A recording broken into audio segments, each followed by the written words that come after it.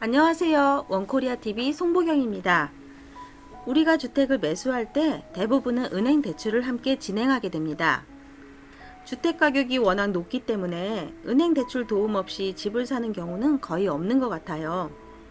이번 영상에서는 부동산 중개 업무 현장에서 가장 많이 궁금해하시는 보금자리론 대출을 여러분께 소개하려고 합니다. 보금자리론은 한국주택금융공사가 서민주거복지를 위해 공급하는 상품인데요.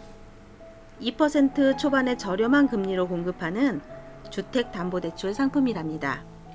보금자리론은 주로 신규주택 구입 용도로 신청이 가능하며 대출 받은 날부터 만기까지 고정금리가 적용되기 때문에 나중에 금리 변동의 위험에서 벗어날 수 있는 안정적인 상품이라 할 수 있습니다.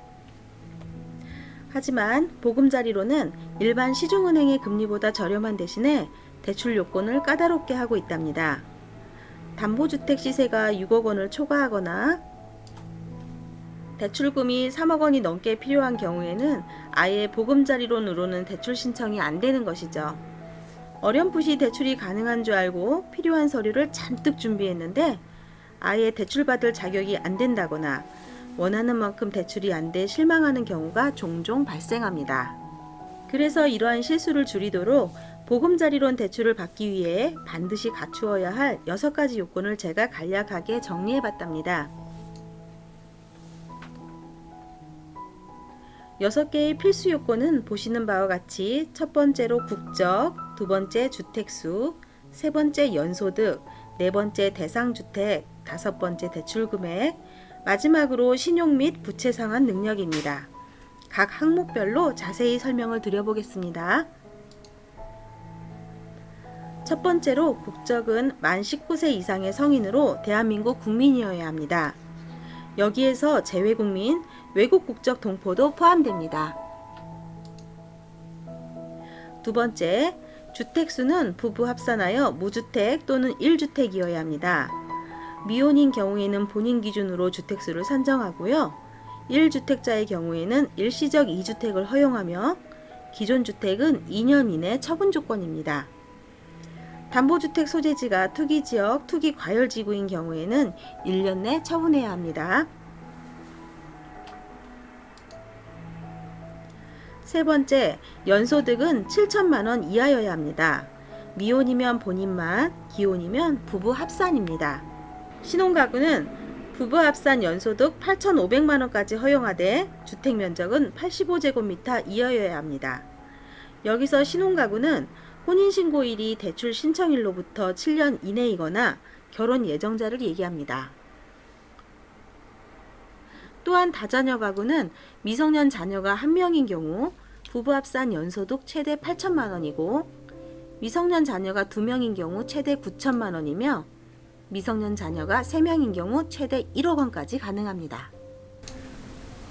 네 번째, 대상주택은 담보주택 가격이 6억 원까지만 해당이 됩니다.